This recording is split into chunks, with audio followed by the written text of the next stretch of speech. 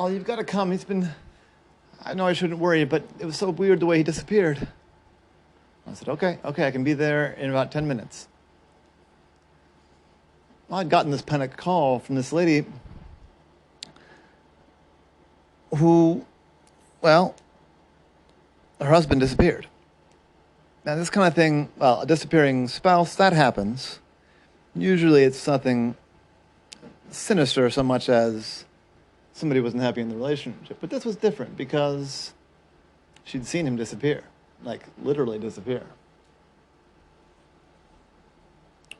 When Ollie got there, she told the tale. So he was going to go into the back. Our house backs up onto the forest, and he noticed that a piece of the fence had fallen.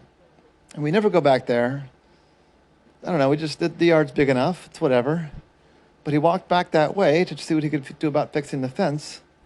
And as he got, I don't know, 3 feet or so away from it, it's hard to tell from here, the air around him just shimmered and disappeared. He just vanished. I ran over there. As I got near, the air started to shimmer and I backed away, and I don't know what's going on. Something mystical, something unnatural is happening here. I said, okay, well, let's go take a look. So the lady, and her name was Laura, and Ollie walked back to that spot in the backyard. And as I got close, indeed, there was a sort of an odd shimmering. I said, okay, and your husband's name was Steve, right? He said, yeah. All right. I have an idea, but I need to make a call. Ollie called up his friend Wally the Wizard, who did a lot of magical things, but did a fair amount with portals and teleportation and things like that of a magical nature. Well, I said, I'd be happy to help, Ollie. This is professional work, though. I need a consult fee. I said, oh, yeah, of course. Yeah, no problem. Great. I'll be right up. About 15 minutes later, Wally drove up, came around back. He said, oh, yeah. Well, that's definitely a magical portal. Can you get a little closer, Ollie? I said, is it safe? Probably. I don't like your answer there, Wally. I said, look, there's only a few ways to know for sure what kind of portal it is. And without knowing what kind of portal it is, I can't do you much good to get the Steve character back. All right, Ollie said. I walked a little bit closer and started to shimmer again. It was sort of a doorway, like an arch shape. And around the edge of the arch, it was kind of a rainbow shimmery, and in the middle, it was sort of silvery. Well, I started to say, I see, it's an elf. And then Ollie tripped on a rock and fell right through. When I looked up from the dust that he had landed in, the landscape around him was very different. For one thing, the house, the yard, Laura, and Wally were all gone. And he was in the middle of a lush, green forest. Not at all the same type of trees that were in the forest behind Laura and Steve's house. Ollie looked around, confused for a second, and then he remembered the last thing he heard Wally say, which was elf. He said, elf. Oh no. It's an elf gate, isn't it? He said to himself. Ollie had read some books about different stories about elves. Elves are, of course, very different from one, storytelling to the next. He'd read about a few where elves would put these magical gates out in human realms. They would teleport people into the elf realms, and then the elves would kidnap them. And so far, it was looking like that. I looked around to see if he could find Steve. Even tried yelling out, Steve! Steve, are you here? Laura sent me. But got no response. Ollie climbed one of the trees to see if he could get a better view of what was going on. And it was a good thing that he did, because just a couple minutes later, as he was looking around from the trees, some elves, big tall elves, on horseback came to investigate. You could hear them talking. I got a notification that the elf gate had tripped again, but I don't see anybody here. Yeah, no, look, you can tell right there. And they pointed to an area. Yeah, something came through, but maybe it was just some kind of animal. I certainly don't see any people. People always stand around here looking confused, so it probably wasn't a human. I thought these things only picked up, like, sentient, intelligent life forms now. I thought we adjusted that. I said, yeah, I mean, nothing's foolproof, so maybe it's just like a squirrel slipped through. Let's go back to the camp. And then they trotted off. This was the best lead Ollie had, and so he followed them, swinging from tree to tree as quietly as he could. Now, Ollie is not Tarzan,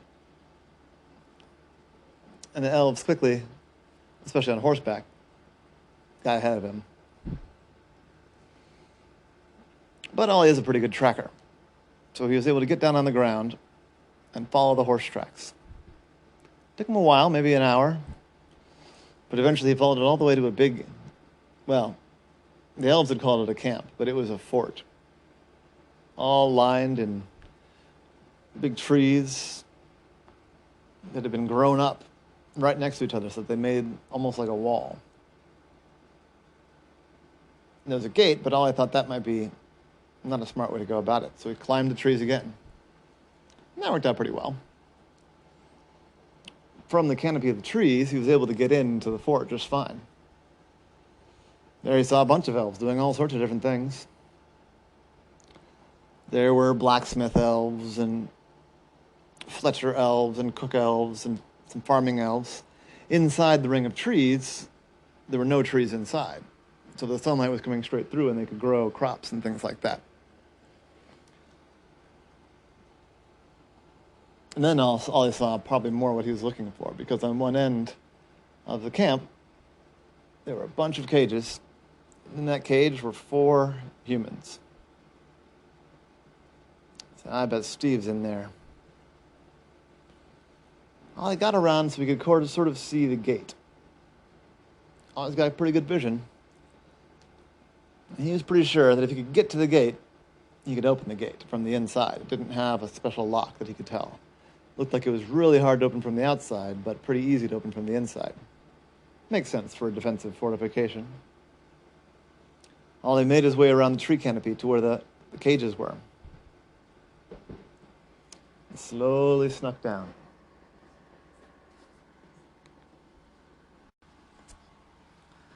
Ollie tried to, as quietly and sneakily as possible, climb down the trees on the inside of the fort. And Ollie can be very, very sneaky. He can change his color somewhat and his texture. The biggest thing Ollie thought was move slowly. So inch by inch, he made his way down. He got down behind the cages. He said, Steve. Steve. The humans all turned around, and there's 4 of them. I think it's 4? Yeah, it's 4. And one of the humans looked like a guy, plausibly named Steve. Said, I'm Steve. I can't see who's talking, but I'm Steve. Okay, shh. Who are the rest of you? And the other 3 captives gave their names. We gotta get out of here. I'm gonna unlock your cages. He used to whispering, but I'm gonna stop whispering so you can hear me. I'm gonna unlock your cages. You see how the horses are nearby? How many of you know how to ride horses? And 2 of the 4 captives raised their hands, so that works. Okay. I'm going to unlock your cages. We're going to try and sneak over to the horses, but if we get caught, we're going to run over to the horses. Follow my lead. Go right where I point you, because we're going to bust out the gate and try and get out of here. But you got to let me lead, because I know the way back to where we... Shh. Quiet. Quiet. There's no lions in this store. Quiet. So I got the cages unlocked. He brought along his toolkit, so he had a lockpick in there. And I snuck over to the horses. So far, no one had noticed. All I guess is this sort of thing didn't happen very often, this kind of jailbreak. In fact, it was going so well, I said, wait here. I'm going to give you the signal when I've got the door unlocked. Well, I snuck over there, darting from spot to spot, and got to the gate.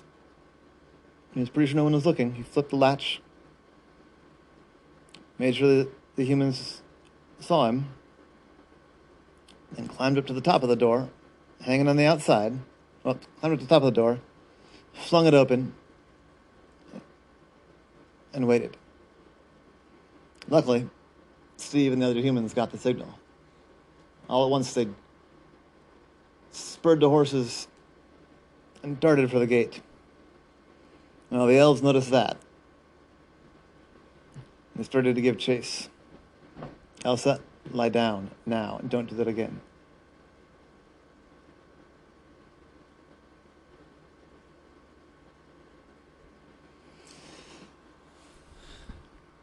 But they didn't have the other horses ready. So they tried to mount up. They threw some rocks at the humans. They tried to do what they could. But nobody was close enough to the gate. As they came into the gate, Ollie jumped down on top of the horse that Steve was riding and started pointing. This way, that way, this way. They had a good, probably 30 seconds. Maybe as much as 45 seconds. Well, it was about 20 seconds behind them. The first elf came running. But as fast as an elf is, not faster than a horse. Steve and the other rider had to be careful because they were riding through unfamiliar woods, and that's kind of dangerous. But they were pretty skilled riders, as it turned out. But yeah, about 30, 45 seconds later, one of the elves came out on horseback. They darted and dashed through the woods, Ollie pointing and barking out directions. Steve and the other rider doing their best to follow as quickly as they could. The elves were gaining on him. Ollie realized now that there was a critical hole in his plan, is that he didn't know how to activate the elf gate from this side or at all.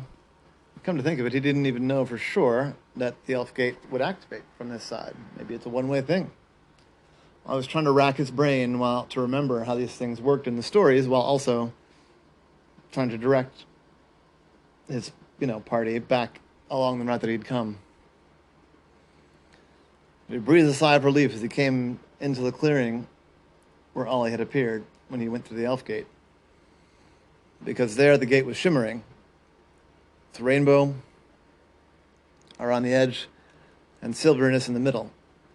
And Wally the wizard was standing there with a rope attached around his waist and that leading back through the gate. Wally saw the horses and started to dart in, but then he saw Ollie on top of one of the horses. And he started to holler, Ollie, this way, this way.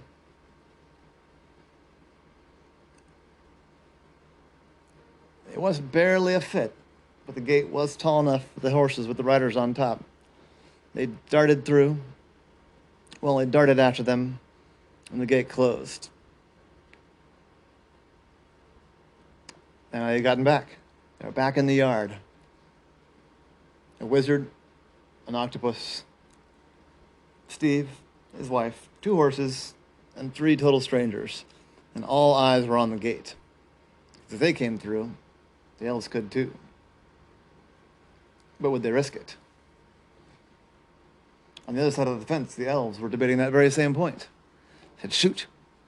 They've seen us, they've gotten away, but do we risk going into the human realm to capture them again, to chase them down. I don't know. It's risky. It's risky. What they didn't know, the elves, was that on the other side, Wally, who's quite adept with portals himself, had set up a trap. Back on the elf side of the gate, one of the braver elves said, all right, I'm going to go across. I'm going to get these humans back. You guys stay here. You guys are messing up everything. And the elf, his head held high, strode through the gate. He came through on the other side in Steve and Laura's yard and fell right for Wally's trap, because just on the other side of the gate, Wally had put another gate. Except this one went right into a cage on the other side of the yard. And this one was a one-way gate. So the elf appeared for just a few inches in the yard, and then appeared across the yard in a cage. He was not happy. You let me out of here right now. How dare you? Do you know who I am? Do you know what I am? Ollie and Wally weren't quite sure what to do. I said, well, your trap worked. I said, yeah, but what do I do now? I've trapped magical creatures before, but what do I do with that whole elf? I don't feel good about just imprisoning this elf dude. I said, but then again, they've been imprisoning humans, apparently. The other humans at this point had introduced themselves. They were all from different parts. Luckily, all of them were in the United States. But one of them was from all the way in Oregon. It was going to be a whole hassle to get him home. But at the same time, it's not like you can just call the police and have them arrest an elf. So I said, tell you what. And he walked over to the elf. He said, I'll cut you a deal. And the elf said, what? What's your price? For my freedom. He said, you're going to stay with me for 2 weeks. You're going to teach me some elf magic. And then you're going to shut down this gate and stay out of Baltimore. The elf considered it for a moment. He didn't like having to make a deal for his freedom, but he was stuck in a cage. He said, fine. You have a deal. 2 weeks, but I demand decent food and a comfortable place to sleep. And then I'll shut down this gate. He said, no, you gotta shut down the gate now. Because I'm not standing in this yard for 2 weeks. You're coming back to my place. I said, fine. Wheel me over there. So Wally shut down his trap gate and wheeled the elf over there in the cage. The elf said some magic words and the gate disappeared. Then Wally happily loaded the elf up onto his truck and drove away. He said, Ollie, don't worry about my fee. This deal right here is better than anything you can give me. Laura and Steve and Ollie helped the other 3 humans get, set up with transportation back to their homes. They were scattered across the country, but, they had a story to tell now, for sure, anyway. None of them had been gone very long. One of them had been gone for 2 weeks. So, their family was scared, but, at least they were home. Finally, when it was all settled, all the plans were made, the 3 humans were going to stay the night with Steve and Laura and then make their way in the morning. Laura said, Ollie, I don't know how to thank you. I mean, I had no idea it was going to be something this bizarre. I said, you do know how to thank me. I could use a cup of coffee, and, well, you still got to pay my fee. And they all had a laugh and a cup of coffee. And that was Ollie in the case of the Elf Gate.